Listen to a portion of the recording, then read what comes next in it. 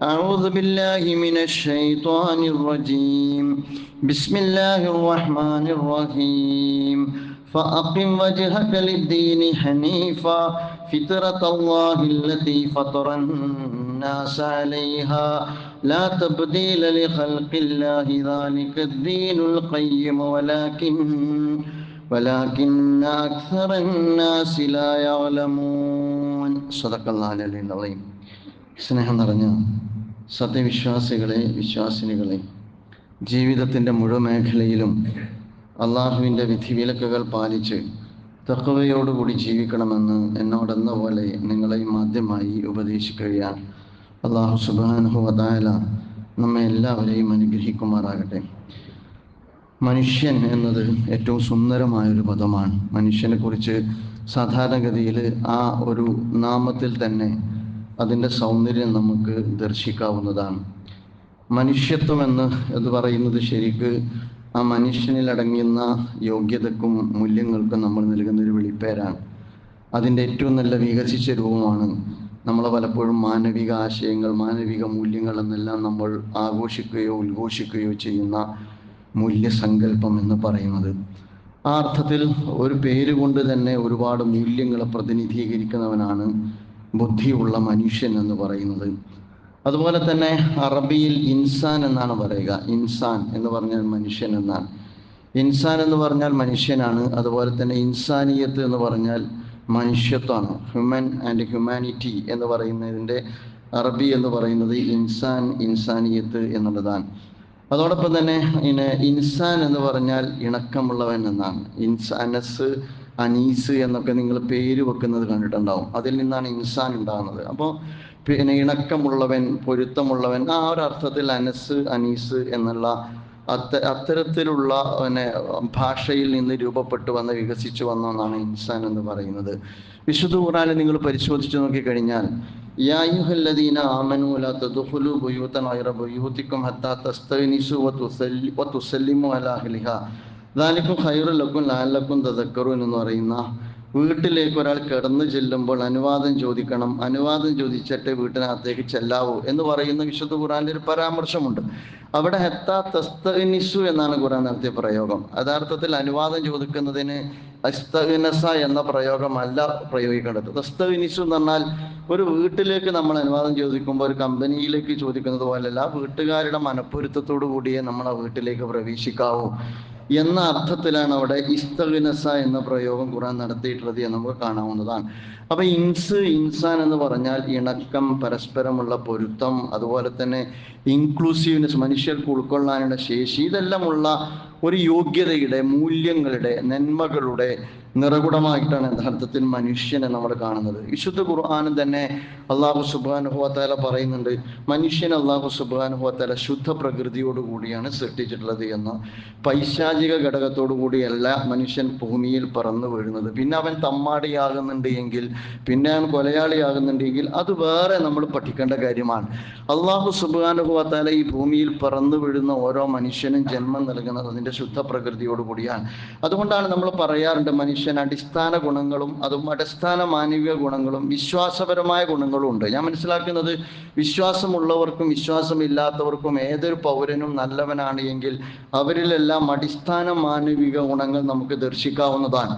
ആ അർത്ഥത്തിൽ അടിസ്ഥാന മാനവിക ഗുണങ്ങൾ എല്ലാ മനുഷ്യരിലും ഉണ്ട്, നമുക്ക് കാണാവുന്നതാണ്. വിശ്വാസമുള്ളവരിലും കാണാൻ കഴിയും, വിശ്വാസമില്ലാത്തവരിലും കാണാൻ കഴിയും. അത് മനുഷ്യന്റെ അടിസ്ഥാന പ്രകൃതത്തിൽപ്പെട്ടതാണ്. യഥാർത്ഥത്തിൽ പ്രവാചകന്മാർ ചരിത്രത്തിൽ കടന്നു വന്നതും വേദഗ്രന്ഥങ്ങൾ അവതരിപ്പിക്കപ്പെട്ടിട്ടുള്ളതുമെല്ലാം ജനിച്ചു വീഴുന്ന, അല്ലാഹു സുബ്ഹാനഹു വ തആല നിശ്ചയിച്ചിരിക്കുന്ന ശുദ്ധ പ്രകൃതിയിൽ ജനിച്ചു വീഴുന്ന മനുഷ്യനിലുള്ള ഈ അടിസ്ഥാനപരമായ ഈ മൂല്യങ്ങളെ, ഈ ഗുണങ്ങളെ വളർത്തിയെടുത്ത് മനുഷ്യനെ ഉയർത്തി കൊണ്ടുവരുന്നതിന് വേണ്ടിയാണ് എന്ന് നമുക്ക് കാണാവുന്നതാണ്.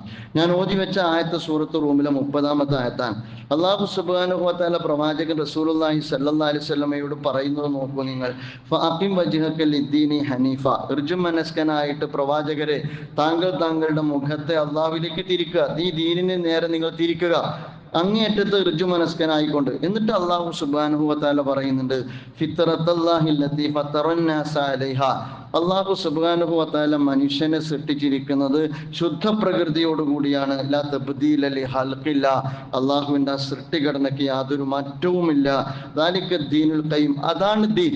അള്ളാഹുവിൻ്റെ ദീൻ എന്ന് പറഞ്ഞാൽ ശുദ്ധ പ്രകൃതിയോടുകൂടി സൃഷ്ടിച്ച മനുഷ്യൻ അള്ളാഹുവിൻ്റെ വജഹ് ഉദ്ദേശിച്ചുകൊണ്ട് അള്ളാഹുവിൻ്റെ ദീനിന് ഋജുമനസ്കനായി വഴിപ്പെടുന്നതിൻ്റെ പേരാണ് ഇസ്ലാം എന്ന് പറയുന്നത്. ഞാൻ മനസ്സിലാക്കേണ്ട ഒരു കാര്യം, ലാ തബ്ദീല ലി ഖൽഖില്ല എന്നതിൻ്റെ വിശദീകരണത്തിൽ പറയുന്നത് തീർച്ചയായിട്ടും നിങ്ങൾ ആ ഒരു ഘടനയെ മാറ്റിമറിക്കരുത് എന്ന അർത്ഥവും അതിന് വ്യാഖ്യാനവും നൽകിയിട്ടുണ്ട്. അഥവാ അള്ളാഹു സുബ്ഹാനഹു വ തആല സൃഷ്ടിച്ചിരിക്കുന്ന അള്ളാഹുവിൻ്റെ ഈ ശുദ്ധ പ്രകൃതത്തിൽ നിന്ന് മനുഷ്യരെ നിങ്ങൾ മാറ്റിമറിക്കരുത് എന്നതുകൂടിയാണ് യഥാർത്ഥത്തിൽ വിശുദ്ധ ഖുർആൻ നമുക്ക് നൽകുന്ന ഉപദേശം എന്നുള്ളതാണ്. നബി തിരുമേനി സല്ലല്ലാഹു അലൈഹി വസല്ലം പറയുന്നുണ്ട്, മാമിൻ മൗലൂദിൻ ഇല്ലാ യുലദു അലൽ ഫിത്രതി ഫഅബവാഹു യുഹവ്വിദാനിഹി ഔ യുനസ്സിറാനിഹി ഔ യുമജ്ജിസാനിഹി. യഥാർത്ഥത്തിൽ ഓരോ കുഞ്ഞും ജനിച്ചു വീഴുന്നത് ശുദ്ധ പ്രകൃതത്തോടു കൂടിയാണ്. അവൻ്റെ പേരൻസ് ആണ്, അവൻ്റെ മാതാപിതാക്കളാണ് അവനെ ജൂതനാക്കുന്നത്, അവനെ ക്രിസ്ത്യാനിയാക്കുന്നത്, അതുപോലെ തന്നെ അവനെ അഗ്നിയാരാധകനാക്കുന്നത്. കമാ തുൻതജുൽ ബഹീമത്തു ബഹീമത്തുൻ ജംഅ. ശുദ്ധ പ്രവാചകൻ പിന്നീട് പറയുന്നത് യഥാർത്ഥത്തിൽ ഹൽ തുഹിസ്സുന ഫീഹാ മിൻ ജദ്ആ, എല്ലാ മൃഗങ്ങളെയും അങ്ങനെയാണ് അള്ളാഹു സൃഷ്ടിച്ചത്. മൃഗങ്ങൾ അള്ളാഹു സുബ്ഹാനഹു വ തആല ഒരുപോലെയാണ് സൃഷ്ടിച്ചത്. പിന്നെ അതിൻ്റെ ഒരു ചെവി അരിഞ്ഞിട്ടുണ്ട് എങ്കിൽ അത് അല്ല ചെയ്യുന്നതല്ല, പിന്നീട് അത് അതിൻ്റെ അന്ധവിശ്വാസത്തിന്, അന്ന് ആളുകൾക്ക് അന്ധവിശ്വാസത്തിന്റെ ഭാഗമായി ചെവി അരിയുന്ന ഒരു രീതി ഉണ്ടായിരുന്നു. അത് അള്ളാഹുവിൻ്റെ സൃഷ്ടിപ്പിന്റെ സ്വഭാവമല്ല, പിന്നീട് ഉണ്ടാകുന്ന മാറ്റമാണ്. ഇത് മനുഷ്യനെ കുറിച്ചും അള്ളാഹു സുബ്ഹാനഹു വ തആല നൽകുന്നുണ്ട്. അങ്ങനെയുള്ള മനുഷ്യൻ അവൻ്റെ അള്ളാഹുവിൻ്റെ നൽകിയിരിക്കുന്ന ശുദ്ധ പ്രകൃതത്തെ വളർത്താൻ മനുഷ്യൻ തീരുമാനിച്ചാൽ അവൻ മാലാഖയോളം ഉയരും എന്നുകൂടി നാം മനസ്സിലാക്കണം. അതുകൊണ്ടാണ് വിശുദ്ധ ഖുർആൻ പറയുന്നത്, വനഫ്സിൻ വമാ സവ്വാഹ ഫഅൽഹമഹ ഫുജൂറഹ വതഖ്വാഹ ഖദ് അഫ്ലഹ മൻ സക്കാഹ വഖദ് ഖാബ മൻ ദസ്സാഹ. വിശുദ്ധ ഖുർആൻ സൂറത്തു ശംസ് അല്ലാഹു സുബ്ഹാനഹു വ തആല സൂര്യനെ സാക്ഷി നിർത്തി ഒരുപാട് പ്രപഞ്ച യാഥാർത്ഥ്യങ്ങളെ സാക്ഷി നിർത്തിക്കൊണ്ട് അല്ലാഹു സുബ്ഹാനഹു വ തആല പറയുന്നുണ്ട്, മനുഷ്യന്റെ ആത്മാവാണ്, തീർച്ചയായിട്ടും അതിനെ സന്തുലിതമാക്കിയവനാണ്. ഫഅൽഹമഹ ഫുജൂറഹ വതഖ്വാഹ, ശരി തെറ്റുകൾ മനസ്സിലാക്കാനുള്ള ശേഷി അതിന് നൽകിയവനാണ്.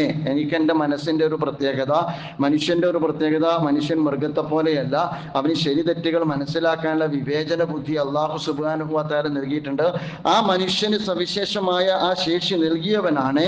എന്നിട്ട് അള്ളാഹു പറയുന്ന ഒരു സ്റ്റേറ്റ്മെന്റ് ഉണ്ട്, ആ ആയത്തിന്റെ ഒരു മർമ്മം ആ സ്റ്റേറ്റ്മെന്റ് ആണ്, ഖദ് അഫ്ലഹ മൻ സക്കാഹ. എന്നിട്ട് ആര് സ്വന്തം ശരീരത്തെ, സ്വന്തം ആത്മാവിനെ സംസ്കരിച്ചു അവനാണ് വിജയിച്ചവൻ എന്നാണ്. എന്നിട്ട് ഖുർആൻ പറയുന്നുണ്ട്, വഖദ് ഖാബ മൻ ദസ്സാഹ, ആര് അതിനെ തദ്സിയത്ത് അഥവാ അതിനെ അർത്ഥത്തിൽ കളങ്കപ്പെടുന്നു അവനാണ് പരാജയപ്പെട്ടത് എന്നുള്ളതാണ്. അപ്പം മനുഷ്യന്റെ ജയപരാജയത്തിന്റെ മാനദണ്ഡം എന്ന് പറയുന്നത്, ജയപരാജയത്തിന്റെ നിദാനം എന്ന് പറയുന്നത് അല്ലാഹു സുബ്ഹാനഹു വ തആല അവന് നൽകിയിരിക്കുന്ന ശുദ്ധ പ്രകൃതത്തെ സംസ്കരിച്ച് വാനോളം ഉയർത്താനുള്ള ശേഷി മനുഷ്യന് അല്ലാഹു നൽകിയിട്ടുണ്ട്. അത് ഉപയോഗപ്പെടുത്തുന്നവനാണ്. ആ തസ്കിയത്തിന്റെ തലത്തിൽ തദ്സിയത്ത് അഥവാ അതിനാ തസ്കിയ പ്രോസസ്സിന് അഥവാ ആത്മ സംസ്കരണത്തിന്റെ പ്രോസസ്സ്, നമസ്കാരം അതിന്റെ പ്രോസസ്സാണ്, നോമ്പ് അതിന്റെ പ്രോസസ്സാണ്, ഇപ്പോൾ നടന്നുകൊണ്ടിരിക്കുന്ന ഹജ്ജിന് വേണ്ടിയുള്ള ഒരുക്കം അതിന്റെ പ്രോസസ്സാണ്. അത്തരത്തിലുള്ള വിശ്വാസപരമായ പ്രോസസ്സിൽ നിന്ന് ഒരാൾ മാറി നിൽക്കുകയും ആ ശുദ്ധ പ്രകൃതത്തെ തകർക്കുകയുമാണ് എങ്കിൽ അവനാണ് പരാജയപ്പെട്ടവൻ എന്ന് വിശുദ്ധ ഖുർആൻ നമ്മെ പഠിപ്പിക്കുന്നത് നമുക്ക് കാണാവുന്നതാണ്. ഇങ്ങനെയുള്ള ഒരുപാട് മനുഷ്യരെ നമുക്ക് കാണാൻ കഴിയും. ഞാൻ പറയുന്നത് പലപ്പോഴും മനുഷ്യരിൽ അടിസ്ഥാന മാനവിക ഗുണങ്ങളുള്ള ജാതി മത അതിരുകൾക്കപ്പുറത്തുള്ള ഒരുപാട് മനുഷ്യരെ നമുക്ക് കാണാൻ കഴിയാറുണ്ട്. വിശ്വാസപരമായ ഉയർന്ന മനുഷ്യരെ നമുക്ക് കാണാൻ കഴിയാറുണ്ട്. നമുക്കറിയാം വിശുദ്ധ ഖുർആനിൽ മുഹാജിറുകളെ കുറിച്ച് പറയുന്നത് നിങ്ങൾ കണ്ടിട്ടില്ലേ? വല്ലദീന തബവ്വഉ الدار والإيمان من قبلهم يحبون من هاجر إليهم ولا يجدون في صدورهم حاجة مما أوتوا ويؤثرون على أنفسهم ولو كان بهم خصاصة എന്ന് പറഞ്ഞുകൊണ്ട് വിശുദ്ധ ഖുർആൻ മുഹാജിറുകളെ കുറിച്ച് പറയുന്നുണ്ട്. അഥവാ ബനൂ നദീർ ഗോത്രം ഇട്ടെറിഞ്ഞു പോയ സമ്പത്തുമായി ബന്ധപ്പെട്ട വിഹിതം വെക്കുന്ന ഘട്ടത്തിൽ അല്ലാഹു സുബ്ഹാനഹു വ തആല ആ സമ്പത്തിന്റെ വിഹിതം മുഹാജിറുകൾക്ക് കൊടുത്തുകൊണ്ടിരിക്കുന്ന ഒരു സന്ദർഭത്തിൽ അല്ലാഹു സുബ്ഹാനഹു വ തആല പറയുന്നുണ്ട്, വല്ലദീന തബവ്വഉ الدار والإيمان من قبلهم يحبون من هاجر إليهم.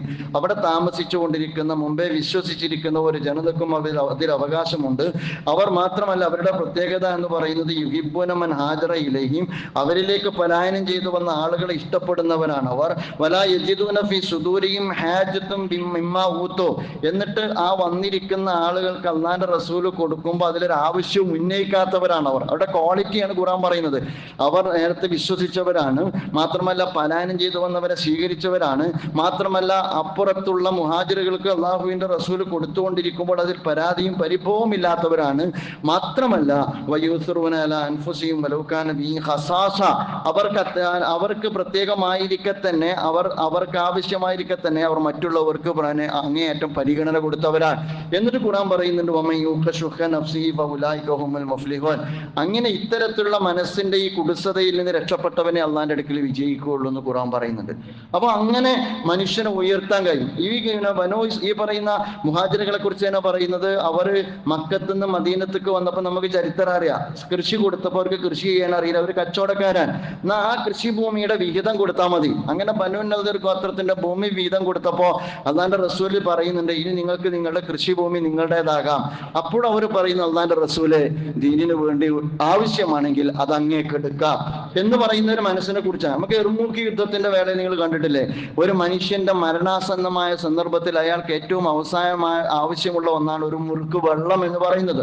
ആ വെള്ളം തന്റെ ചുണ്ടോട് എത്തുന്ന ഘട്ടത്തിൽ അപരന്റെ വരണ്ടുണങ്ങിയ, അതുപോലെ തന്നെ മരണത്തോട് മല്ലടിക്കുന്ന അപരനിലേക്ക് വിരൽ ചൂണ്ടുന്ന, തന്നേക്കാൾ തന്റെ സഹജീവിക്ക് പ്രാമുഖ്യം കൊടുക്കുന്ന ഒരു വലിയ മനസ്സിനെ ചരിത്രത്തിൽ യർമൂക്ക് യുദ്ധത്തിന്റെ യുദ്ധക്കളം പരിചയപ്പെടുന്നുണ്ട്. ഇതാണ് മനുഷ്യൻ എന്ന് നമ്മൾ മനസ്സിലാക്കണം. ഇതാണ് മനുഷ്യൻ, ഇതാണ് അടിസ്ഥാന പ്രകൃതമുള്ള മനുഷ്യൻ, ഇതാണ് പ്രവാചകന്മാർ രൂപപ്പെടുത്തിയെടുത്ത മനുഷ്യൻ, ഇതാണ് യഥാർത്ഥത്തിൽ വിശ്വാസത്തിലൂടെ രൂപപ്പെട്ടു വരേണ്ടുന്ന മനുഷ്യർ നമ്മൾ മനസ്സിലാക്കേണ്ടതാണ്. അങ്ങനെയുള്ള മനുഷ്യർ ഇന്ന് നമ്മളെ സംബന്ധിച്ചിടത്തോളം ഇന്ന് അത്തരം നന്മകൾ തന്നെ, സുഹൃതങ്ങൾ തന്നെ കൗതുകമായി മാറുകയാണ്. ഒരാൾക്ക് നാട്ടിൽ നിന്ന് അല്ലെങ്കിൽ വഴിയിൽ നിന്ന് വീണ് കിട്ടുന്ന പൈസ അതിന്റെ ഉടമസ്ഥനെ ഏൽപ്പിച്ചു എന്ന് പറയുന്നത് ഇന്ന് കൗതുക വാർത്തയാണ്. നന്മ കൗതുകമാകുന്ന ഒരു കാലത്താണ് നമ്മൾ ജീവിക്കുന്നത്. നന്മ അസാധാരണമായി കൊണ്ടിരിക്കുന്ന ഒരു കാലത്താണ് നമ്മൾ ജീവിക്കുന്നത്. നോർമലി നമ്മൾ ചെയ്യേണ്ടുന്ന ബാധ്യതകൾ നിർവഹിച്ചു കഴിഞ്ഞാൽ അത് പെട്ടിക്കോളം ന്യൂസ് ആകുന്ന ഒരു കാലത്താണ് നമ്മൾ ജീവിക്കുന്നത്. കാരണം അത്രമാത്രം തിന്മ അരങ്ങുവാണ് കൊണ്ടിരിക്കുന്നു എന്നുള്ളതാണ് അതിൻ്റെ ഒരു പ്രത്യേകത. എന്തുകൊണ്ടാണ് നമ്മുടെ പഴയ തലമുറ സാധാരണഗതിയിൽ സഹജീവികളോട് ചെയ്ത ഒരുപാട് സഹാനുഭൂതിയിൽ അധിഷ്ഠിതമായ ഒരുപാട് സമീപനങ്ങൾ സമീപകാലത്ത് എന്തുകൊണ്ടാണ് നമുക്ക് കൗതുകമായി മാറുന്നത് എന്ന് ചോദിച്ചാൽ, സമീപകാലത്ത് ഇത് അസാധാരണമായ വാർത്തകളും അസാധാരണമായ സംഭവങ്ങളുമായി പരിണമിക്കുന്നു എന്നുള്ളത് കൊണ്ടാണ്. അതുകൊണ്ട് തന്നെ ഈ ശുദ്ധ പ്രകൃതിയെ മറികടക്കുന്ന മനുഷ്യനെ കുറിച്ച് ഖുർആൻ പിന്നീട് പറയുന്നുണ്ട്, അവൻ എവിടെയാണ് എത്തുക? കല്ലാ ഇന്നൽ ഇൻസാന യത്ഗ അർആഹു ഇസ്തഗ്ന ഇന്ന ഇലാ റബ്ബിക റുജ. സൂറത്ത് അലഖിൽ അല്ലാഹു സുബ്ഹാനഹു വ തആല പറയുന്നുണ്ട്. അതിന്റെ സബബുൻ നുസൂലിലേക്ക്, പശ്ചാത്തലത്തിലേക്ക് ഞാൻ പ്രവേശിക്കുന്നില്ല. ഞാൻ പറഞ്ഞു വരുന്നത്, യഥാർത്ഥത്തിൽ തൊഗ എന്ന് പറഞ്ഞാൽ ക്രമം തെറ്റിക്കുന്നവനാണ്. അല്ലാഹു സുബ്ഹാനഹു വ തആല നിശ്ചയിച്ചു തന്നിരിക്കുന്ന നിയമവ്യവസ്ഥയുടെ ക്രമം തെറ്റിക്കുന്നവനാണ്, അക്രമിയാണ്. അതുകൊണ്ട് ഖുർആൻ പറയുന്നത്, മനുഷ്യന് നിർമ്മിച്ച് നൽകിയിരിക്കുന്ന ഈ ശുദ്ധ പ്രകൃതി കല്ലാ ഇന്നൽ ഇൻസാന, പക്ഷെ മനുഷ്യൻ എന്ന് പറയുന്നത് അക്രമിയാണ്, അല്ലെങ്കിൽ അതിക്രമം പ്രവർത്തിക്കുന്നവനാണ് എന്ന് ഖുർആൻ പറയുന്നുണ്ട്. അതിന്റെ മോട്ടീവ് പലതുമാകും. അങ്ങനെ മനുഷ്യൻ ധിക്കാരിയായി മാറുന്നതിന്റെ മോട്ടിവേഷൻ പലതുമാകും.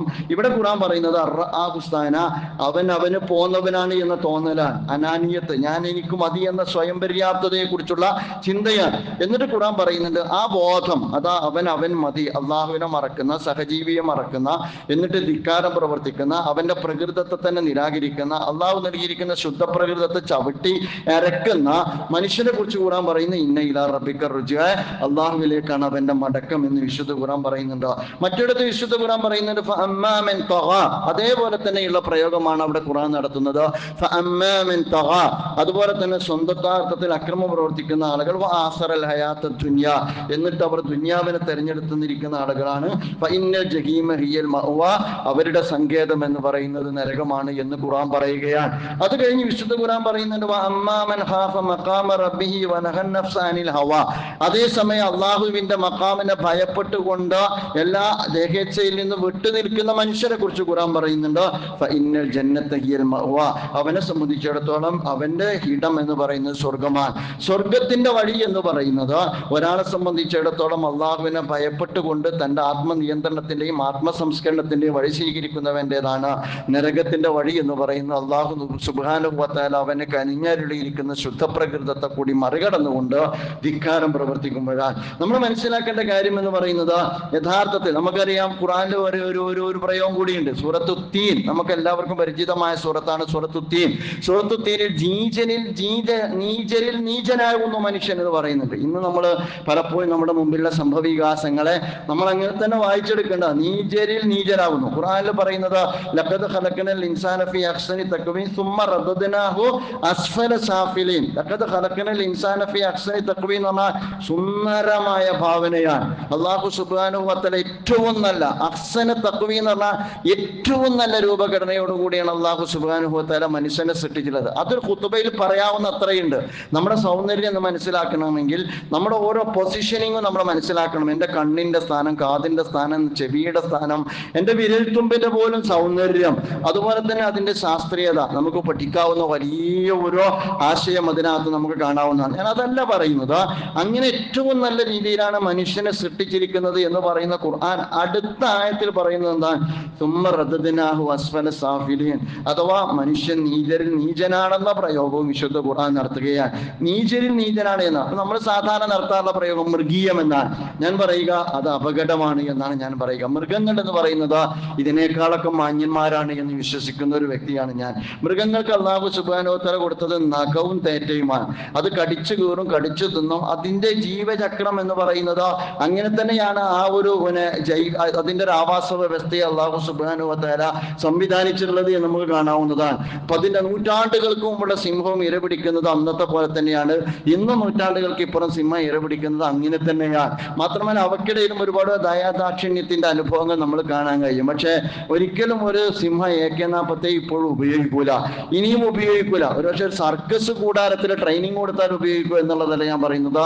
ജൈവികമായി ഒരു സിംഹത്തെ സംബന്ധിച്ചിടത്തോളം അതിന് ജീവിക്കാനും അതിന് ഉപജീവനം കണ്ടെത്താനുമുള്ള കഴിവ് അല്ലാഹു സുബ്ഹാനഹു വ തആല കൊടുത്തു എന്നുള്ളതാണ്. അതിനാവശ്യമായത് അല്ലാഹു കൊടുത്തു. അത് ഖുർആൻ തന്നെ പറയുന്നത്. അതിനുള്ള ഹിദായത്ത് അല്ലാഹു കൊടുത്തിട്ടുണ്ട്. മൃഗങ്ങൾക്ക്, ജീവജാലങ്ങൾക്ക് ഉറുമ്പ് കണ്ടിട്ടില്ല നിങ്ങൾ, വേട്ടാളിന് കൂട് കൂട്ടുന്നത് കണ്ടിട്ടില്ല നിങ്ങൾ, എട്ടുകാലി കൂട് കൂട്ടുന്നത് കണ്ടിട്ടില്ല നിങ്ങൾ, കാട്ടുപോത്ത് പ്രസവിച്ചാൽ കുഞ്ഞ് ഓടി രക്ഷപ്പെടുന്നത് കണ്ടിട്ടില്ല നിങ്ങൾ. അപ്പൊ അതിന് ജീവിക്കാൻ ആവശ്യമായ എല്ലാ അല്ലാഹു സുബ്ഹാനഹു വ തആല അവർക്ക് കൊടുത്തിട്ടുണ്ട്. അതിനപ്പുറം കൊടുത്തില്ല. പക്ഷെ മനുഷ്യൻ അല്ലാഹു സുബ്ഹാനഹു വ തആല അതിനപ്പുറമുള്ള പ്രത്യുൽപ്പന്നത്വം, ഞാൻ ആ സമയമില്ലാത്തതുകൊണ്ട് വിശദീകരിക്കാതിരുന്ന ആ ഇൻസാൻ എന്ന് പറയുന്നതിന് അറബിയിൽ വളരെ നല്ലൊരു ഡെഫിനിഷൻ ഉണ്ട്. അപ്പൊ ഞാൻ പറഞ്ഞു വരുന്നത്, മനുഷ്യൻ അല്ലാഹു സുബ്ഹാനഹു വ തആല ബുദ്ധി കൊടുത്തോ, അതുപോലെ തന്നെ ചിന്താശേഷി കൊടുത്തോ, മനനശേഷി കൊടുത്തോ. അതുകൊണ്ടാണ് ഈ നാഗരികത ഇങ്ങനെ വികാസം പ്രാപിക്കുന്നത്. ഇതിന് വികാസം പ്രാപിക്കുകയാണോ അത് വേറെ ചർച്ച ചെയ്യേണ്ട ഒരു വിഷയമാണ്. മറ്റൊരു കാര്യം നമ്മൾ മനസ്സിലാക്കേണ്ടത്, അതുകൊണ്ട് തന്നെ മനുഷ്യൻ തോക്കുണ്ടാക്കാൻ തുടങ്ങി, ബോംബുണ്ടാക്കാൻ തുടങ്ങി, അതുപോലെ തന്നെ മാരകായുധങ്ങൾ ഉണ്ടാക്കാൻ തുടങ്ങി. അപ്പൊ അതിനേക്കാൾ മാരകമായ ഇനി മനുഷ്യനെ സംബന്ധിച്ചിടത്തോളം ഇതിനേക്കാൾ വലിയ കാടും നാടും വ്യത്യസ്തമാണെന്ന് ഞാൻ പറഞ്ഞത് അതുകൊണ്ടാണ്. നമ്മൾ കാടും നാടും വ്യത്യസ്തമാണ്. കാട്ടിന്റെ സാമൂഹ്യ വ്യവസ്ഥ വെച്ചിട്ട് കാട്ടിൽ സ്വസ്ഥമായും സ്വതന്ത്രമായും കാര്യങ്ങൾ നടക്കുന്നുണ്ട് എന്നുള്ളതാണ് നമുക്ക് മനസ്സിലാക്കാൻ കഴിയുന്ന ഒരു കാര്യം എന്ന് പറയുന്നത്. അതുകൊണ്ട് നമ്മൾ ഒരിക്കലും കാട്ടുനീതി എന്ന് പറയരുത്. കാരണം കാട്ടുനീതി ഇപ്പോഴത്തെ നാട്ടുനീതിയേക്കാൾ മെച്ചപ്പെട്ടതാണ് എന്ന് ആത്മാർത്ഥമായി വിശ്വസിക്കുന്ന ആളാണ് ഞാൻ. കാട്ടുനീതി എന്ന് നിങ്ങൾ പറയരുത്. കാട്ടിൽ അല്ലാഹു സുബ്ഹാനഹു വ തആല സ്ഥാപിച്ചിരിക്കുന്ന അതിന്റെ പ്രകൃതിദത്തമായ സ്വഭാവത്തോടുള്ള നീതി, എവിടെയെങ്കിലും നീതികേട് നടക്കുന്നുണ്ടെങ്കിൽ അവിടെ മനുഷ്യൻ കൈകടത്തിയത് കൊണ്ടുള്ള നീതികേട് മാത്രമാണ് നടക്കുന്നത് എന്നാണ് ഞാൻ മനസ്സിലാക്കുന്നത്.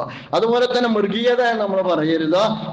മനുഷ്യനെ സംബന്ധിച്ചിടത്തോളം മനുഷ്യൻ അതിനേക്കാൾ മാരകമായ ചെയ്തികൾ ചെയ്തുകൊണ്ടിരിക്കുന്നു എന്നുള്ളതാണ്. മനുഷ്യനെ ചുട്ടുകൊല്ലുന്ന ഒരു കാലത്താണ് നമ്മൾ ജീവിച്ചുകൊണ്ടിരിക്കുന്നത്, അല്ലെ? മനുഷ്യനെ ചുട്ടുകൊല്ല മനുഷ്യനല്ലേ കഴിയുള്ളൂ. അതൊരു മൃഗം ചെയ്യുമോ? വലിയ അഗ്നികുണ്ഡാരങ്ങൾ ഇട്ടിട്ട് അവരവരുടെ വേദമന്ത്രങ്ങൾ ഉരുവിട്ടിട്ട് ആ അഗ്നികുണ്ഡാരത്തിലേക്ക് പച്ച മനുഷ്യനെ പിടിച്ചിട്ട് വലിച്ചെറിഞ്ഞിട്ട് എന്നിട്ട് മനുഷ്യൻ കരിയുന്നത്, മനുഷ്യ ശരീരം പിന്നെ വെന്തുരുകുന്ന ഗന്ധം കേട്ടിട്ട് തൻ്റെ മതാസക്തിയിൽ ആർത്തനാദം കൊണ്ട് അലറി വിളിക്കുന്ന ഒരു ചിത്രം നമുക്ക് മനുഷ്യരിലല്ലേ കാണാൻ കഴിയും. ഏതെങ്കിലും ഒരു മൃഗം അത് ചെയ്യുമെന്ന് നമ്മൾ വിചാരിക്കുന്നുണ്ടോ? നമ്മൾ മനസ്സിലാക്കേണ്ടത് അത് മനുഷ്യനെ കഴിയും. കാല് പിടിച്ചിട്ട് തല നിലത്തടിച്ച് കൊല്ലാൻ സ്വന്തം ഉമ്മയുടെ മുമ്പിൽ വെച്ച്, അഥവാ മാതാപിതാക്കളുടെ പേടിച്ചോടുന്ന അരണ്ടോടുന്ന മാതാപിതാക്കളുടെ തടഞ്ഞു വെച്ചിട്ട് എന്നിട്ട് ആ ഉമ്മയുടെ കയ്യിലുള്ള കുഞ്ഞിനെ വാങ്ങിയെടുത്ത നിലവിളിക്കുന്ന ഉമ്മാന്റെ മുമ്പിൽ വെച്ചിട്ട് കാല് പിടിച്ചിട്ട് ഒരു പൈതത്തെ തലതല്ലിക്കൊല്ലാൻ ഞാൻ മനസ്സിലാക്കുന്നത് മനുഷ്യർക്കല്ലേ സാധിക്കുക? ഇങ്ങനെ ഒരുപാട് ഗർഭസ്ഥ ശിശുവിന്റെ ഗർഭാശയത്തിലേക്ക് കുന്തം കൈക്കനെ ഇടിച്ചിട്ട് ആ കുന്തമുനയിൽ ഭ്രൂണത്തെ എടുത്തിട്ട് ആർത്തട്ടഹസിക്കാൻ മനുഷ്യർക്കല്ലേ കഴിയുന്നത്? ഞാൻ പറഞ്ഞു വരുന്നത് യഥാർത്ഥത്തിൽ തലയറുത്തു കൊല്ലാൻ മനുഷ്യർക്കല്ലേ കഴിയുക. തലയറുത്തു കൊല്ലുക എന്ന് പറയുന്നത് ഇന്ന് നമുക്ക് കാണാവുന്ന കാര്യം. 10 വയസ്സുള്ള ഒരു ബാലികയെ ഒരു 10 പേര് കൂടി ഇരുന്ന് ക്രൂരമായി ബലാത്സംഗം ചെയ്ത് കൊല്ലാൻ നിങ്ങൾ മൃഗങ്ങളിൽ നിന്ന് നിങ്ങൾക്ക് ഇത് പ്രതീക്ഷിക്കുക സാധ്യമാണോ സഹോദരന്മാരെ? മൃഗങ്ങൾ എത്ര ഉയർന്ന സ്വഭാവത്തിലാണ് അർത്ഥത്തിലുള്ളത്. അപ്പൊ മൃഗീയത എന്ന് പറയരുത്, കാട്ടുനീതി എന്ന് പറയരുത്. കളയരുത്. നാടും നാട്ടുനീതിയും കാട്ടിലുള്ള മൃഗങ്ങളെക്കാളും കാട്ടുനീതിയെക്കാളും അപ്പുറത്താണ് ഇന്നെത്തിപ്പെട്ടിരിക്കുന്നത് എന്നുള്ളതാണ്. ഇതിന്റെ പേരാണോ നാഗരികത എന്ന് ചോദിക്കാൻ ഞാൻ ആഗ്രഹിക്കുകയാണ്. ഇതാണോ നാഗരികത? എങ്കിൽ ഈ നാഗരികത ലജ്ജാവഹമാണ് എന്നുകൂടി നമ്മൾ മനസ്സിലാക്കേണ്ടതായിട്ടുണ്ട് എന്നുള്ളതാണ് ഞാൻ പറയുന്നത്. മനുഷ്യരെന്ന നിലയിൽ മനുഷ്യ ഗുണങ്ങളിൽ പലപ്പോഴും നമ്മുടെ നടത്തം പിറകോട്ടാണ് എന്ന് വിശ്വസിക്കുന്ന ആളാണ് ഞാൻ. പലപ്പോഴും മനുഷ്യത്വത്തിന്റെ കാര്യത്തിൽ മനുഷ്യരെന്ന നിലയിൽ നമ്മൾ പിറകോട്ടാണ്. നമ്മുടെ കാശ്മീരിൽ പെഹൽഗാമിൽ സംഭവിച്ചത് യഥാർത്ഥത്തിൽ അതിൻ്റെ ഒരു അടയാളമാണ്. ഒന്നിനെ മാത്രം ചിത്രീകരിച്ചുകൊണ്ട് മീഡിയകൾ ഇന്ന് ഉണ്ടാക്കുന്ന എല്ലാ ടെമ്പോക്കും അപ്പുറം സമകാലിക ലോകത്തെ എല്ലാ സംഭവങ്ങളിലും ദർശിക്കുന്ന ഒന്നോ നമ്മൾ അവിടെയും ദർശിക്കേണ്ടി വന്നു എന്നുള്ളത് അപലപിക്കപ്പെടേണ്ടത് തന്നെയാണ്. കാശ്മീർ നിങ്ങൾ കണ്ടില്ലേ, യഥാർത്ഥത്തിൽ ഒരു ചലനമറ്റ ചേതനയറ്റ ഒരു മൃതശരീരത്തിന്റെ അടുത്ത് നിന്ന്, വിനയ് നിർവാൾ എന്ന് പറയുന്ന നേവി ഉദ്യോഗസ്ഥനായ ഒരു മൃതശരീരത്തിന്റെ അടുത്ത് നിന്ന് വിതുമ്പുന്ന ഹിമാൻഷിമാരെ നിങ്ങൾ ഹിമാൻഷിയെ നിങ്ങൾ കണ്ടില്ലേ? ഒരു സ്ത്രീയെ നിങ്ങൾ കണ്ടില്ലേ? ആ ഹിമാൻഷി വിതുമ്പെന്ന് നിങ്ങൾ കണ്ടില്ലേ? ആ ചിത്രം ലോകത്തൊട്ടാകെ ഇന്ന് ആ ചിത്രം കണ്ടു. നിങ്ങൾ മനസ്സിലാക്കണം, ഏപ്രിൽ 16 പെൺകുട്ടിയുടെ വിവാഹം നടന്നത് എന്നുള്ളതാണ്. ഏപ്രിൽ 16 എന്ന് പറഞ്ഞാൽ ഏപ്രിൽ 22 ആ സ്ത്രീ അവിടെ ഇരിക്കുന്നത്. നമ്മൾ മനസ്സിലാക്കേണ്ടത് 6 ദിവസത്തെ വൈവാഹിക ജീവിതത്തിന് ശേഷം പരസ്പരം മനസ്സിലാക്കാൻ വന്ന ഒരു പരിസരത്ത് നിന്ന് തൻ്റെ ജീവിത പങ്കാളി കൈവിട്ടു പോകുമ്പോഴുള്ള ആ സ്ത്രീയെ കുറിച്ച് നിങ്ങൾ ആലോചിച്ച് നോക്കുക. ഞാൻ മനസ്സിലാക്കുന്നത് അവിടെ പൊരിഞ്ഞ ഓരോ ജീവനും അഥവാ 26 ജീവനും ഇതുപോലെ കഥ പറയാനുണ്ട് എന്ന് നമ്മൾ മനസ്സിലാക്കേണ്ടതുണ്ട്. അവർക്ക് മാത്രമല്ല കഥ പറയാനുള്ളത് എന്നും ലോകം മനസ്സിലാക്കേണ്ടതുണ്ട്. കഥ ഇവിടെ അവസാനിക്കുന്നില്ല, കഥ ഇവിടെ തുടങ്ങുന്നതല്ല എന്നും ലോകം മനസ്സിലാക്കേണ്ടത്. ഹിമാൻഷിമാരുടെ കഥ യഥാർത്ഥത്തിൽ കശ്മീരിൽ നിന്ന് തുടങ്ങുന്നതല്ല. കാശ്മീരിലെ ഹിമാൻഷിയുടെമാരുടെ കഥ കാശ്മീർ കൊണ്ട് അവസാനിക്കുന്നതുമല്ല. നമ്മൾ മനസ്സിലാക്കേണ്ടത് ലോകത്തെവിടെയും നടക്കുന്ന കുരുതിക്കളങ്ങളിൽ 1000 ഹിമാൻഷിമാരുണ്ട് എന്ന് മനസ്സിലാക്കാനുള്ള മനുഷ്യത്വപരമായ ബുദ്ധി, മതാന്തത ബാധിക്കാത്ത ഈ ബുദ്ധി, വംശീയത ബാധിക്കാത്ത ബുദ്ധി, രാഷ്ട്രീയ സങ്കുചിത താല്പര്യങ്ങളില്ലാത്ത ബുദ്ധി, വിശാല മനസ്സോടുകൂടിയുള്ള ഈ ബുദ്ധി, അല്ലാഹു സുബ്ഹാനഹു വ തആല മനുഷ്യർക്ക് നൽകിയിരിക്കുന്ന മനുഷ്യത്വപരമായ ബുദ്ധി ഈ കാലഘട്ടത്തിൽ നമുക്ക് ഉണ്ടായേ പറ്റൂ എന്നുള്ളതാണ്. പുതിയൊരു ലോകത്തിന്റെ പ്രത്യേകത അതിർഗവിച്ചിലിൻ്റെതാകുന്നു പുതിയ ലോകം എന്നുള്ളതാണ്. നമുക്ക് കാണാവുന്നതാണ്, അതിർഗവിച്ചിലിൻ്റെതാകുന്നു എന്നുള്ളതാണ്. ശാസ്ത്രവത്തിൽ മാത്രമല്ല, കളിയിലും വിനോദത്തിലും എല്ലാം അതിർഗവിച്ചിലുകൾ നമ്മൾ കണ്ടുകൊണ്ടിരിക്കുന്നു. ഹിംസയെ ആഘോഷിക്കുന്ന ഒരു സൊസൈറ്റി ഈ കാലഘട്ടത്തിൽ ഉണ്ട് എന്ന് പറഞ്ഞാൽ നിങ്ങൾക്ക് എന്നോട് വിയോജിക്കാം. പക്ഷേ അതാണ് നമ്മൾ കണ്ടുകൊണ്ടിരിക്കുന്നത് എന്ന് നിങ്ങൾക്കറിയാം. കൊച്ചുകുട്ടികൾ കളിക്കുന്ന കമ്പ്യൂട്ടർ ഗെയിം നിങ്ങൾ മനസ്സിലാക്കേണ്ടത് നിഷ്ഠൂരമായ ഹത്യയാണ്. ഹിംസാത്മകമായ ഹത്യ വരെ കമ്പ്യൂട്ടർ ഗെയിമിൽ പരിശീലിക്കുന്ന കുട്ടികളുണ്ട്. ഈ കമ്പ്യൂട്ടർ ഗെയിമിന് അഡിക്ഷനായ ഒരു കുട്ടി നാളെ അവന്റെ ആ ആസ്വാദനത്തിന്റെ അടിവേറെടുത്ത് കഴിഞ്ഞാൽ അവൻ എടുക്കുന്നത് ആയുധമായിരിക്കും എന്ന കാര്യത്തിൽ എനിക്കൊരു സംശയവുമില്ല എന്നാണ് ഞാൻ പറയുന്നത്. നിരന്തരമായ കമ്പ്യൂട്ടർ ഗെയിം കളിച്ച് ഹിംസാത്മകമായി അതിനെ ആഘോഷിക്കുന്ന ഒരു കുഞ്ഞിനെ സംബന്ധിച്ചിടത്തോളം അതിൻ്റെ ആ ആനന്ദത്തിന്റെ അടിവേരൊരു മാതാവ് അല്ലെങ്കിൽ ഒരു പിതാവാണ് അറുക്കുന്നത് എങ്കിൽ അതുകൊണ്ടാണ് ഉമ്മാക്ക് നേരെ ചുറ്റികയേന്തുന്ന മക്കൾ ഉണ്ടാകുന്നത് എന്ന് നമ്മൾ മനസ്സിലാക്കേണ്ടതാണ്. നിങ്ങൾ ആലോചിച്ച് നോക്കുക, സിനിമകൾ, ന്യൂജൻ സിനിമകൾക്കകത്തും അങ്ങനെ കൊന്നു തീർക്കുന്ന നായകനെയും വില്ലനെയും അവതരിപ്പിക്കുന്നു എന്നുള്ളതാണ്. ഞാൻ മനസ്സിലാക്കുന്നത് ഇത്തരത്തിലുള്ള ഏറ്റുമുട്ടലുകൾ അങ്ങനെയാണ്, തർക്കങ്ങൾ അങ്ങനെയാണ്, കൊലപാതകങ്ങൾ അങ്ങനെയാണ്. അപ്പൊ ഈ അർത്ഥത്തിൽ ലോകം മാറുന്നു എന്നുള്ളതാണ്. ഞാൻ കാശ്മീരിൽ നടന്നതും ഇவ்விധം തന്നെ യഥാർത്ഥത്തിൽ നീതീകരിക്കാനാവാത്ത കാര്യമാണ്. കാശ്മീർ, ഞാൻ ഒരു കാര്യം കൂടി പറയാൻ ആഗ്രഹിക്കണം. എന്തിനാണ് കാശ്മീരിനെ വെട്ടിമുറിച്ചത്? എന്തിനാണ് കാശ്മീരികൾ വെട്ടിമുറിച്ചത് എന്ന് ചോദിച്ചപ്പോൾ പലപ്പോഴും ലോകത്തോട് ജനാധിപത്യത്തെ തടവിലാക്കിക്കൊണ്ട് കാശ്മീരിനെ തുണ്ടമാക്കിയപ്പോൾ എല്ലാ ഫോൺ കണക്ഷനുകളും അല്ലെങ്കിൽ നെറ്റ്വർക്കും ബ്ലോക്ക് ചെയ്തുകൊണ്ട് കാശ്മീരിനെ 3 കഷ്ടമാക്കിയപ്പോൾ ഭരണകൂടം പറഞ്ഞത് കാശ്മീരിന് സുരക്ഷ എന്നുള്ളതാണ്. ഭരണകൂടത്തോട് ചോദിക്കുന്നു, എവിടെയാണ് ആ ജനതയ്ക്ക് സുരക്ഷ ലഭിച്ചത്? അവിടെ വന്ന ഗസ്റ്റുകൾക്ക്, അവിടെ വന്ന അതിഥികൾക്ക്, അവിടെ വന്ന അന്യനാട്ടുകാർക്ക് എന്ത് സുരക്ഷയാണ് ഒരുക്കാൻ കഴിഞ്ഞത് എന്നുള്ളതാണ്. രാജ്യം ഒരേ സ്വരത്തിലാണ് യഥാർത്ഥത്തിൽ കാശ്മീരിലെ ഈ സംഭവത്തെ അപലപിച്ചത് എന്ന കാര്യത്തിൽ സംശയമില്ല. പക്ഷേ ചിലരെങ്കിലും ഹെയ്റ്റ് ക്യാമ്പയിന്റെ ടൂളായിട്ട് ഇത് ഉപയോഗിക്കുന്നു എന്ന് പറയുമ്പോൾ ഞാൻ പറയുക, ഇതിനെ ഹെയ്റ്റ് ക്യാമ്പയിന്റെ ടൂളാക്കുന്നവരും അതുപോലെ തന്നെ ഈ ക്രൂരകൃത്യത്തിന് നേതൃത്വം കൊടുത്തവരും സമന്മാരായിട്ട് മാത്രമേ നമുക്ക് കാണാൻ കഴിയുകയുള്ളൂ. ആ ക്രൂരമായ ചെയ്തി എത്രമാത്രം അഹിതകരമാണോ അതിനേക്കാളും അല്ലെങ്കിൽ അതിനോളം തന്നെ അഹിതകരവുമാണ് അത് ആയുധമാക്കിക്കൊണ്ട് തങ്ങളുടെ രാഷ്ട്രീയ താല്പര്യങ്ങൾ നേടിയെടുത്ത് കളയാം എന്ന് വിചാരിക്കുന്നവർ ആരായാലും എന്നുള്ളത് തീർച്ചയായിട്ടും അതിൻ്റെ കൂടെ തന്നെ പരാമർശിക്കേണ്ടതാണ്. ഇതില്ലാത്ത കാഴ്ചയും കാശ്മീരിൽ നിന്ന് കണ്ടുകൊണ്ടിരിക്കുന്നില്ല. മനുഷ്യനെ കാണാൻ മനുഷ്യൻ സന്നദ്ധമാകുന്നില്ല. പൈശാചികതയെ തൻ്റെ പൈശാചികതയ്ക്ക് എങ്ങനെ ആയുധമാക്കാം എന്നാണ് പൈശാചികത ജീവിത പ്രമാണമായി സ്വീകരിച്ച പലരും പരിശീലിച്ചു കൊണ്ടിരിക്കുന്നത് എന്നതാണ് പലപ്പോഴും നമ്മെ വിഷമിപ്പിച്ചുകൊണ്ടിരിക്കുന്ന കാര്യം എന്ന് പറയുന്നത്. നിങ്ങൾ കണ്ടില്ലേ, കാശ്മീരിൽ വിനോദസഞ്ചാരികൾക്ക് നേരെ തോക്ക് ചൂണ്ടിയ ഈ പറയുന്ന ആക്രമണകാരിയുടെ കയ്യിൽ നിന്നും ആ തോക്ക് തട്ടിപ്പറിച്ച് ആ കുടുംബത്തെ രക്ഷപ്പെടുത്തിയ നിങ്ങളെല്ലാവരും ശ്രദ്ധിച്ചു. സയ്യിദ് ആദിൽ ഹുസൈൻ ഷാ എന്ന് പറയുന്ന ഒരു ചെറുപ്പക്കാരുണ്ട്. ആ സയ്യിദ് ആദിൽ ഹുസൈൻ ഷാ എന്ന് പറയുന്ന ചെറുപ്പക്കാരൻ ആ വിനോദസഞ്ചാരികൾക്ക് നേരെ ചൂണ്ടിപ്പിടിച്ച തോക്കിനെ തട്ടിമാറ്റിയപ്പോൾ മറുഭാഗത്തു നിന്ന് മറ്റൊരു ആക്രമണകാരി ആ ചെറുപ്പക്കാരന്റെ നേരെ വെടിയുതിർക്കുകയായിരുന്നു. ഞാൻ പറയുന്നത് ഇത് മനുഷ്യരാണ്. ഞാൻ മനസ്സിലാക്കുന്നത് നമ്മുടെ രാജ്യത്തിൽ നിന്ന്, കേരളത്തിൽ, നമ്മുടെ സംസ്ഥാനത്തിൽ നിന്ന് ശ്രീ ബാലചന്ദ്രൻ രാമചന്ദ്രൻ എന്ന് പറയുന്ന ഒരാൾ മരണപ്പെട്ടിരിക്കുന്നു, വെടിയേറ്റ് മരണപ്പെട്ടിരിക്കുന്നു.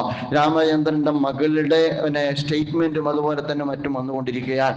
അവരുടെ സ്റ്റേറ്റ്മെന്റിൽ നിന്ന്, അവർ സ്റ്റേറ്റ്മെന്റ് നടത്തുന്ന ഒരു ഘട്ടത്തിൽ അവർക്ക് വ്യക്തതയില്ലാത്ത ചില അറബി പദങ്ങൾ ഇത്തരത്തിൽ ആക്രമണകാരികൾ പറഞ്ഞു എന്ന് പറയുന്ന പരാമർശത്തിൽ നിന്ന് ആ അറബി പദത്തിന് കലിമ എന്ന കൃത്യമായ ഉച്ചാരണം ചാർത്തി ആ ഉച്ചാരണത്തെ പോസ്റ്ററാക്കിയിട്ട് ആഘോഷിക്കുന്ന മീഡിയകളും നമ്മുടെ നാട്ടിലുണ്ട് എന്നത് നമ്മൾ ചേർത്ത് വായിക്കേണ്ടതാണ്.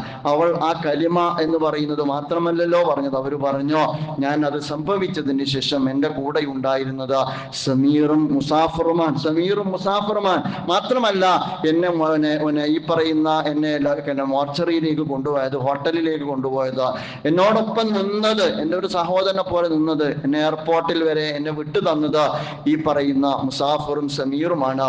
മാത്രമല്ല അവർ പറയുന്നുണ്ട് എനിക്കിപ്പോൾ കാശ്മീരിൽ 2 പ്രദേശമുണ്ട് എന്ന്. പക്ഷേ അത് പറയാതെ യഥാർത്ഥത്തിൽ അവർ കൃത്യമായി ഉച്ചരിച്ചത് പറയാതെ അവർ കൃത്യതയില്ലാത്ത ഉച്ചരിച്ചതിന് കൃത്യത കൊടുത്തുകൊണ്ട് അതിനെ ദുരുപയോഗം ചെയ്യുന്നവരും ഈ സന്ദർഭത്തെ അതിൻ്റെ വസ്തുനിഷ്ഠതയിൽ സമീപിക്കാൻ സന്നദ്ധമാകാത്തവരാണ് എന്ന് പറയാതിരിക്കാൻ നിർവാഹമില്ല. ഞാൻ ഒരിക്കൽ കൂടി പറയുന്നു, ഇത്തരം സാഹചര്യങ്ങളിൽ ദൈവദത്തമായ ശുദ്ധപ്രകൃതിയെ നാം ശക്തിപ്പെടുത്തുക, സ്വന്തത്തിൽ ശക്തിപ്പെടുത്തുക, കുടുംബത്തിൽ ശക്തിപ്പെടുത്തുക, സമൂഹത്തിൽ ശക്തിപ്പെടുത്തുക, അത് കൂടുതൽ പ്രകാശപൂരിതമാക്കി മാറ്റുക എന്നുള്ളതാണ്. അത് തകർക്കുന്ന മുഴുവൻ ശക്തിയെയും കുറിച്ച് നമ്മൾ ജാഗ്രത പാലിക്കുക. അത് വർഗീയതയാകാം, വംശീയതയാകാം, അതുപോലെ തന്നെ എക്സ്ട്രീമിസം ആകാം, അതുപോലെ തന്നെ ടെററിസം ആകാം, ഏത് രീതിയിലുള്ള ദുർഗുണങ്ങളുമാകാം. അതിനപ്പുറത്തേക്ക് സൽഗുണങ്ങൾ കൊണ്ട്, സുഹൃതങ്ങൾ കൊണ്ട്, നന്മ കൊണ്ട് അല്ലാഹു സുബ്ഹാനഹു വ തആല പറയുന്ന ഫിത്രത്തിലേക്ക് മാറാൻ നമുക്ക് കഴിയേണ്ടതാണ്. വിശുദ്ധ ഖുർആൻ നമ്മോട് പറയുന്നുണ്ട്, യാ അയ്യുഹല്ലദീന ആമനൂ കൂനൂ ഖവ്വാമീന ബിൽ ഖിസ്തി ശുഹദാഅ ലില്ലാഹ്. നിങ്ങൾ നീതിക്ക് വേണ്ടിയാണ് നിലകൊള്ളേണ്ടത്. ഞാൻ പറയുന്നത് ഏത് ഘട്ടത്തിലും എല്ലാവരും ഒന്നില്ല. അതുകൊണ്ടാണ് ഞാൻ പറഞ്ഞത്, ഇത് പഹൽഗാമിൽ നിന്ന് തുടങ്ങുന്നതല്ല ഈ ക്രൂരകൃത്യങ്ങൾ, പഹൽഗാമിൽ കൊണ്ട് തീരുന്നതുമല്ല ഈ ക്രൂരകൃത്യങ്ങളായി കാണാൻ, അതിനെ നീതിബോധത്തോടുകൂടി സമീപിക്കാൻ, അതിനെ നീതിബോധത്തോടുകൂടി നിലപാട് പറയാൻ എല്ലാവർക്കും കഴിയേണ്ടതാണ്. അതുകൊണ്ടാണ് ഖുർആൻ പറഞ്ഞത് നിങ്ങൾ നീതിക്കൊപ്പം നിലകൊള്ളുക. ഒരിടത്ത് ഖുർആൻ പറഞ്ഞത് നിങ്ങൾക്കെതിരാണെങ്കിലും നിങ്ങൾ നീതിക്കൊപ്പം നിലകൊള്ളുക എന്ന് വിശുദ്ധ ഖുർആൻ പറയുന്നുണ്ട്. ഇവിടെ വിശുദ്ധ ഖുർആൻ പറയുന്നത് നിങ്ങൾ നീതിക്ക് വേണ്ടി നിലകൊള്ളുക. വലാ യജ്രിമന്നകും ശനആനു ഖൗമിൻ അല്ലാ തഖ്ദിലു ഇദ്ലു ഹുവ അഖറബു ലിത്തഖ്വ വത്തഖുല്ലാഹ ഇന്നല്ലാഹ ഖബീറും ബിമാ തഅമലൂൻ. അതോടൊപ്പം തന്നെ ഒരു ജനതയോടുള്ള വിദ്വേഷം ആ ജനതയോട് അനീതി പ്രവർത്തിക്കാൻ നിങ്ങളെ പ്രേരിപ്പിക്കാതിരിക്കട്ടെ എന്ന് വിശുദ്ധ ഖുർആൻ പറയുന്നുണ്ട്. എനിക്ക് വിയോജിപ്പുള്ളവരോട് നീതിക്ക് വേണ്ടി നിലകൊള്ളുക എന്നതോടൊപ്പം തന്നെ നീതിക്ക് വേണ്ടി പോലും നമ്മൾ അനീതി പ്രവർത്തിക്കാൻ പാടില്ല എന്നുള്ളതാണ്. അതുകൊണ്ട് കാശ്മീരിൽ ഈ സംഭവത്തിന്റെ ഇരകളാക്കപ്പെട്ടവർക്ക് നീതി ലഭിക്കണം, കാശ്മീരികൾക്ക് നീതി ലഭിക്കണം, ലോകത്തെ മുഴുവൻ മനുഷ്യർക്ക് നീതി ലഭിക്കണം. ആ നീതിക്ക് വേണ്ടിയുള്ള പോരാട്ടം നീതികേടിന്റെ വഴിത്താരയിലൂടെ ആകാൻ പാടില്ല. നീതിബോധത്തോടു കൂടിയുള്ള സത്യത്തിന്റെയും ധർമ്മത്തിന്റെയും പാതയിലൂടെ തന്നെ ആയിരിക്കുക എന്നതും പ്രധാനമാണ്. മഹാനായ പ്രവാചകൻ റസൂലുള്ളാഹി സ്വല്ലല്ലാഹു അലൈഹി വസല്ലം ഒരിക്കൽ പറഞ്ഞു, അല്ലാഹുവിന്റെ പ്രവാചകൻ പറഞ്ഞു, സലാസു മിൻ അഖ്ലാഖിന അഖ്ലുൽ ഈമാൻ. യഥാർത്ഥത്തിൽ സത്യവിശ്വാസികളിൽ 3 സ്വഭാവങ്ങളെ കുറിച്ച് പ്രവാചകൻ പറയുന്നത്. സത്യവിശ്വാസികളുള്ള 3 സ്വഭാവങ്ങളെ കുറിച്ച് ഞാൻ ഈ പറയുന്നത് ആഗോള വിഷയമല്ല, എൻ്റെ വ്യക്തി ജീവിതത്തിൽ ഞാൻ പാലിക്കേണ്ട വിഷയമാണ്. ഇതിന്റെ മർമ്മം എൻ്റെ വ്യക്തി ജീവിതത്തിൽ നിന്ന് തുടങ്ങുന്ന കാര്യമാണ്. എൻ്റെ ഫിത്രത്ത് ഞാൻ പരിപാലിച്ചു പോരുന്നുണ്ടോ? എൻ്റെ ഫിത്രത്തിന് വിരുദ്ധമായ സ്വഭാവത്തിലുള്ള ആക്ടിവിറ്റീസ് എന്നിൽ നിന്ന് വരും. നമ്മൾ ആലോചിക്കേണ്ട കാര്യമാണ്. ഞാൻ പറയുന്നത് പ്രവാചകൻ റസൂലുള്ളാഹി സ്വല്ലല്ലാഹു അലൈഹി വസല്ലം പറഞ്ഞ 3 കാര്യങ്ങൾ. മൻ ഇദാ ഒളിബ ലൻ യുദ്ഖിൽഹു ഒളബുഹു ഫീ ബാത്തിലിൻ. അവനെ സംബന്ധിച്ചിടത്തോളം ഒരു വിശ്വാസി അവന് ദേഷ്യം വരും. വിശ്വാസിയായ ദേഷ്യം വരാതിരിക്കുന്നില്ല. വിശ്വാസി പ്രകോപിതനായാൽ പോലും അവൻ നിഷിദ്ധം പ്രവർത്തിക്കൂല. നമ്മൾ പ്രകോപിതരാണെങ്കിലും നമ്മൾ നിഷിദ്ധം പ്രവർത്തിക്കൂല. രണ്ടാമത് പ്രവാചകൻ റസൂലുള്ളാഹി സ്വല്ലല്ലാഹു അലൈഹി വസല്ലം വമൻ ഇദാ റളിയ ലൻ യുഖ്രിജുഹു റിളാഹു മിൻ ഹഖ. അതുപോലെ തന്നെ ഒരു വിശ്വാസിയെ സംബന്ധിച്ചിടത്തോളം അവന് സന്തോഷിക്കാനുള്ള അവസരം ലഭിച്ചാൽ പോലും ആ സന്തോഷത്തിന്റെ പ്രലോഭനങ്ങളുടെ ഘട്ടത്തിലും അവൻ പരിധി ലംഘിക്കൂല, സത്യത്തിന്റെ പരിധി ലംഘിക്കൂല. അതുപോലെ തന്നെ പ്രവാചകൻ റസൂലുള്ളാഹി സ്വല്ലല്ലാഹു അലൈഹി വസല്ലം പറഞ്ഞു വമൻ ഇദാ ഖദ്ദറ ലം യതആത മാ ലൈസ ലഹു. അവന് ആവശ്യമില്ലാത്ത അല്ലെങ്കിൽ അവനെ അർഹതപ്പെടാത്തതല്ലാത്തത് നേടിയെടുക്കാനുള്ള കഴിവ് അവനുണ്ട് എങ്കിലും അവനത് കൈവശപ്പെടുത്തൂല. അന്യായമായത് കൈവശപ്പെടാത്ത, സന്തോഷത്തിന്റെ ഘട്ടത്തിലും പരിധി ലംഘിക്കാത്ത, പ്രകോപിപ്പിക്കുന്ന ഘട്ടത്തിൽ നിഷിദ്ധം ചെയ്യാത്ത സന്തുലിതമായ വ്യക്തിത്വത്തിന്റെ പേരാണ് സത്യവിശ്വാസി എന്ന് പറയുന്നത്. പ്രിയമുള്ളവരെ, സമകാലിക ലോകത്ത്, സമകാലിക സാഹചര്യത്തിൽ മനുഷ്യ സമൂഹത്തിനകത്ത് മനുഷ്യനിലുള്ള അല്ലാഹു സുബ്ഹാനഹു വ തആല നൽകിയിരിക്കുന്ന ഫിത്രത്തിനപ്പുറമുള്ള പൈശാചികത നിറഞ്ഞാടുമ്പോൾ അള്ളാഹു നൽകിയ ശുദ്ധമായ ഫിത്രത്തിൽ നിന്നുകൊണ്ട് വിശ്വാസത്തിന്റെ അടിസ്ഥാനത്തിൽ ആത്മസംസ്കരണത്തിന്റെ വഴികളിലൂടെ, ഇബാദത്തുകളിലൂടെ, പ്രാർത്ഥനകളിലൂടെ ഇത് സംസ്കരിച്ച ആകാശത്തോളം ആ വ്യക്തിത്വത്തെ വളർത്തിയെടുത്ത സമകാലിക സാഹചര്യത്തിലെ തിന്മകളെ ചെറുക്കാനുള്ള സമകാലിക ദൗത്യം നിർവഹിക്കുക എന്ന് പറയുന്നത് കാലം നമ്മിൽ നിന്ന് തേടുന്ന ഏറ്റവും പ്രധാനപ്പെട്ട ദൗത്യമാണ്. അതിനപ്പുറമുള്ള ഒരുപാട് നെഗറ്റീവുകൾ നമുക്കകത്തുണ്ട്. അതിലേക്ക് ഞാൻ ഖുതുബയിൽ പ്രവേശിക്കുന്നില്ല. പക്ഷേ വിഷയത്തെ അതിനപ്പുറത്ത് നിന്നുകൊണ്ട് നോക്കിക്കാണുവാൻ നമുക്ക് സാധിക്കേണ്ടതാണ്. പൊളിറ്റിക്സ് ഇല്ലേ എന്ന് ചോദിച്ചാൽ ഓരോന്നിന്റെ പിന്നിലും പൊളിറ്റിക്സ് ഉണ്ട്. ഒന്നിന് പിന്നിൽ മാത്രമല്ല പൊളിറ്റിക്സ്. അതെന്ത് എന്നുള്ളത് ഫൈൻഡ് ഔട്ട് ചെയ്യാതെ കണ്ടെത്തിപ്പെടുന്നതിന് മുമ്പ് നടത്തുന്ന യുദ്ധമുണ്ടല്ലോ, ആ യുദ്ധം പലപ്പോഴും നമ്മൾ കാണുമ്പോൾ നമുക്ക് തോന്നുന്നത് ഇതിന്റെ പിന്നിലും കൃത്യമായ പൊളിറ്റിക്സ് ഉണ്ട് എന്നുള്ളതാണ്. അതുകൊണ്ട് അത്രയേ ഞാനിപ്പോൾ പറയുന്നുള്ളൂ. അല്ലാഹു സുബ്ഹാനഹു വ തആല മഹാവിപത്തിന് ലോകത്തിന്റെ അന്തരീക്ഷം മാറുന്നു, രാജ്യത്തിന്റെ അന്തരീക്ഷം മാറുന്നു. ഗസ നമ്മെ വേദനിപ്പിച്ചുകൊണ്ടേയിരിക്കുന്നു ഒരു ജനത. നാഥൻ സമാധാനമുള്ള, നിർഭയത്വമുള്ള, അതുപോലെ തന്നെ സ്വാതന്ത്ര്യമുള്ള മണ്ണ് ലോകത്തുള്ള മുഴുവൻ മർദ്ദിത ജനവിഭാഗത്തിനും പ്രദാനം ചെയ്യുമാറാകട്ടെ. അതോടൊപ്പം തന്നെ ധിക്കാരപരമായ, നീചമായ, അതുപോലെ തന്നെ ഏറ്റവും നിന്ദ്യമായ പ്രവർത്തനങ്ങളിൽ നിന്ന്, അള്ളാഹു ഇഷ്ടപ്പെടാത്ത പ്രവർത്തനങ്ങളിൽ നിന്ന് മനുഷ്യ സമൂഹത്തെ, മാനവ കുലത്തെ അള്ളാഹു സുബ്ഹാനഹു വ തആല കാത്തുരക്ഷിക്കുമാറാകട്ടെ.